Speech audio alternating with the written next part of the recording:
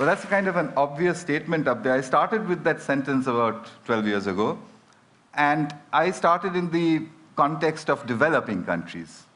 But you're sitting here from every corner of the world, so if you think of a map of your country, I think you'll realize that for every country on earth, you could draw little circles to say these are places where good teachers won't go. On top of that, those are the places from where trouble comes. So we have an ironic problem. Good teachers don't want to go to just those places where they're needed the most. I started in 1999 to try and address this problem with an experiment, which was a very simple experiment in New Delhi. I basically embedded a computer into a wall of a slum in New Delhi. The children barely went to school, they didn't know any English, they'd never seen a computer before, and they didn't know what the internet was. I connected high-speed internet to it, it's about 3 feet off the ground, turned it on and left it there. After this, we noticed a couple of interesting things which you'll see, but I repeated this all over India and then through a large part of the world, and noticed that children will learn to do what they want to learn to do. This is the first experiment that we did.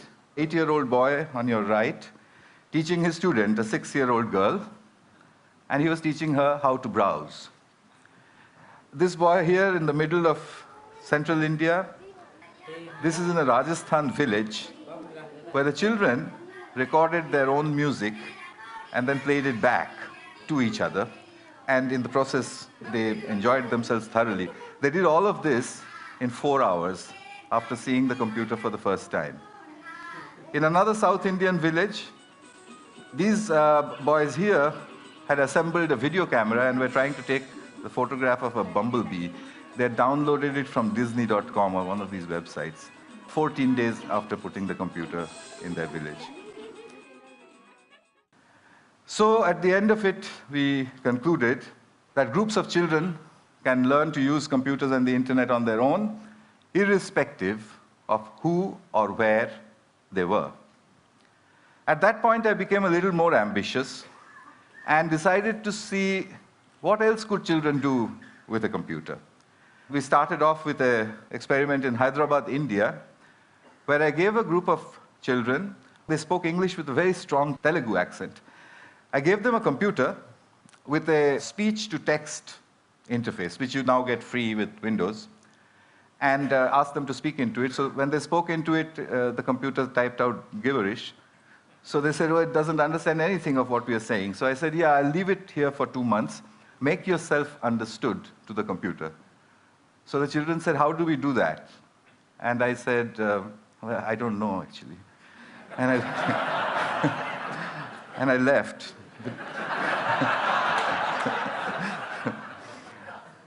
2 months later, and this is now documented in the Information Technology for International Development Journal, their accents had changed and were remarkably close to the neutral British accent in which I had trained the speech-to-text synthesizer. In other words, they were all speaking like James Tooley.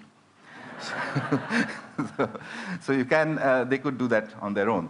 After that, I started to experiment with various other things that they might learn to do on their own.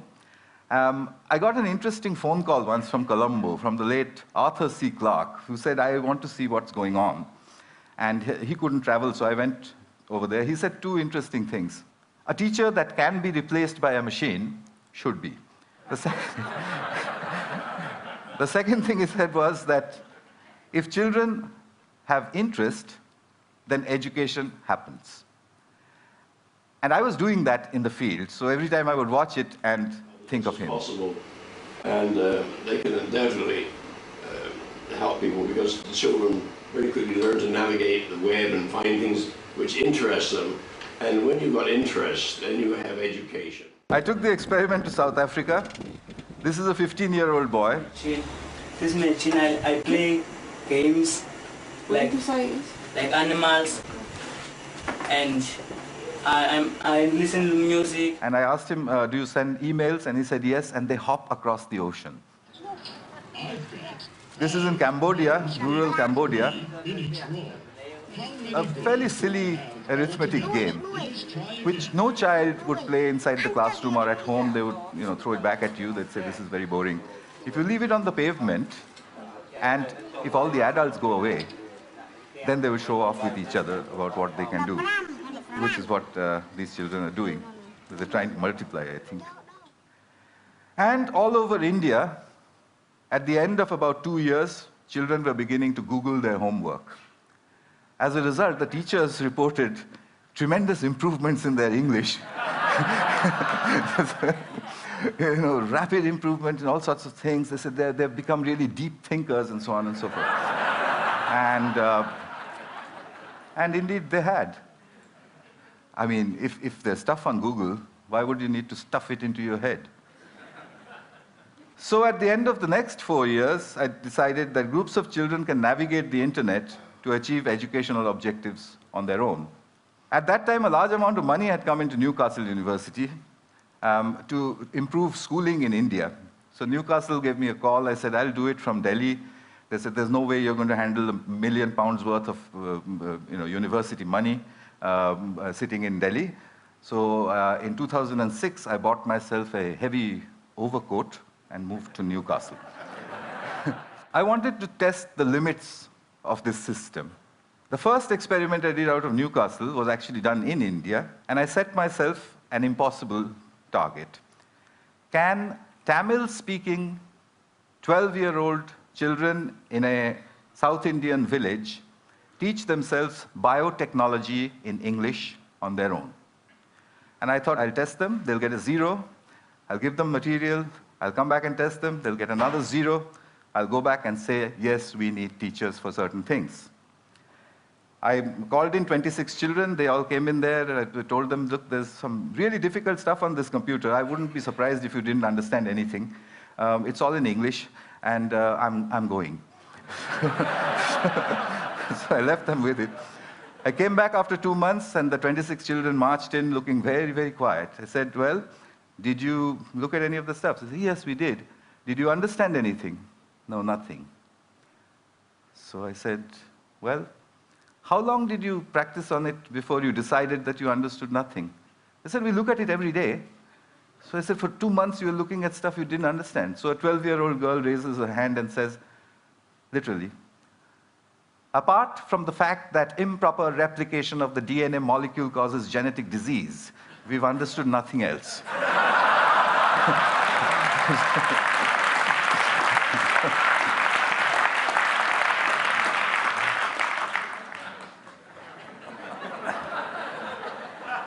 Took me 3 years to publish that. It's just been published in the British Journal of Educational Technology.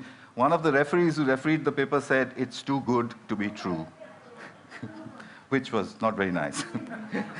Well, one of the girls had taught herself to become the teacher, and that's her over there.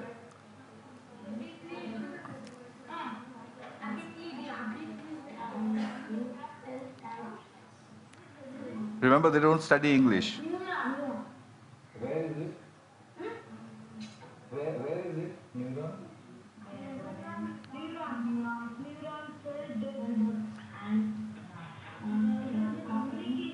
I've edited out the last bit where she said, when I asked where is the neuron, and she says, the neuron, and then she looked and did this. But her expression was not very nice. So their scores had gone up from 0 to 30%, which is an educational impossibility under the circumstances. But 30% is not a pass. So I found that they had a friend, a local accountant, a young girl, and they played football with her.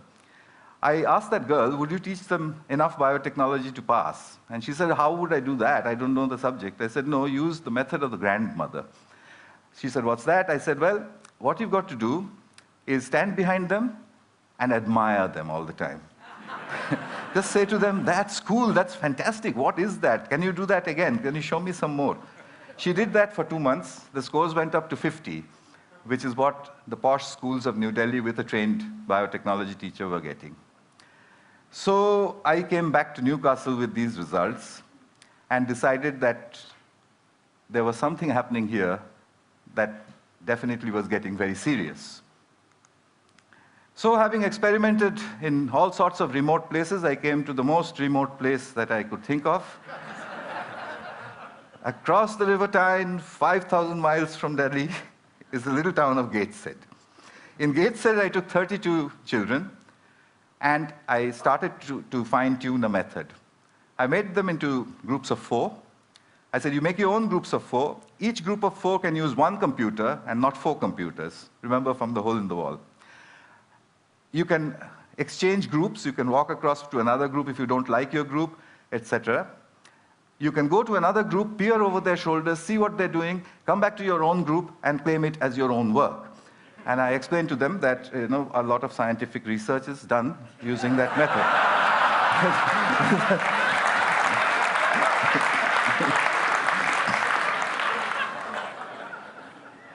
The children enthusiastically got after me to say, now what do you want us to do? I gave them 6 GCSE questions.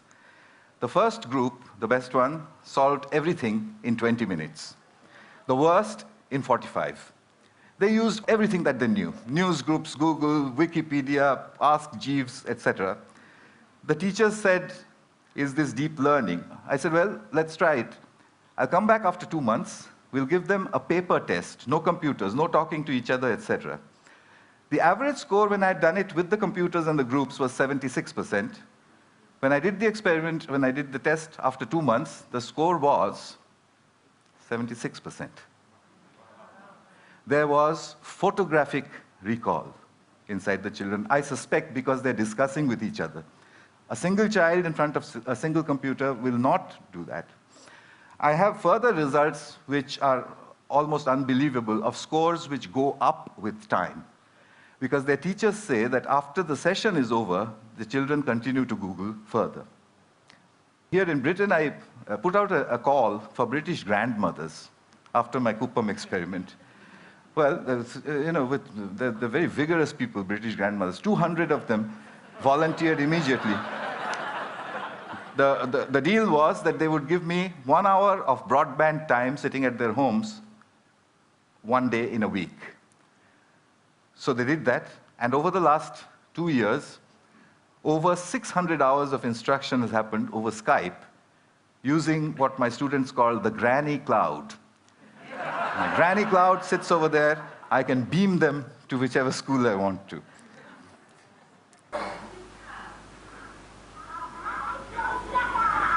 You can't catch me.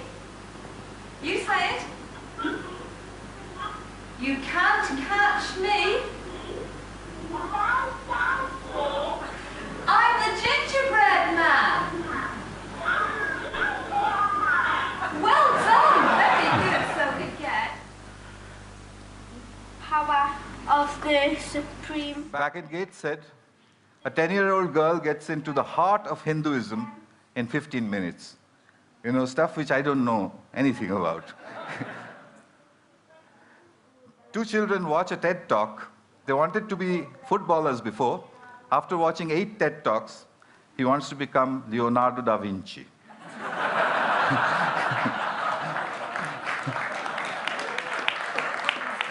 It's pretty simple stuff.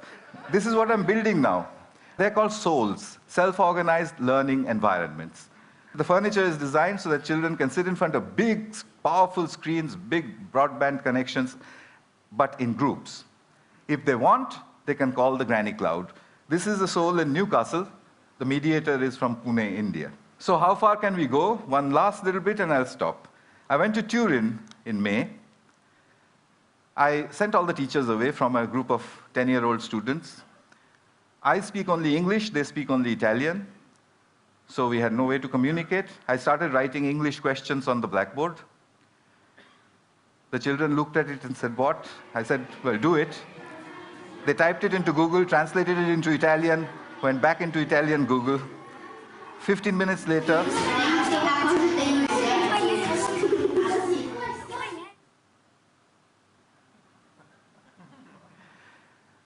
next question, where is Calcutta? This one, they took only 10 minutes.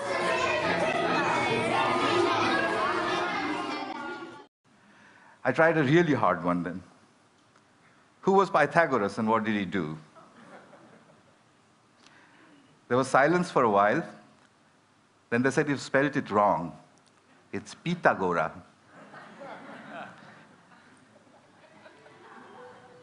And then, in 20 minutes, the right-angle triangles began to appear on the screens. It just sent shivers up my spine.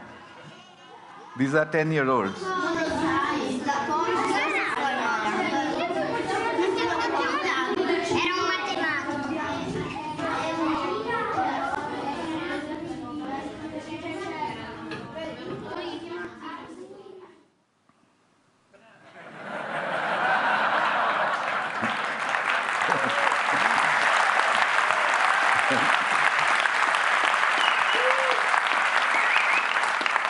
So you know what's happened?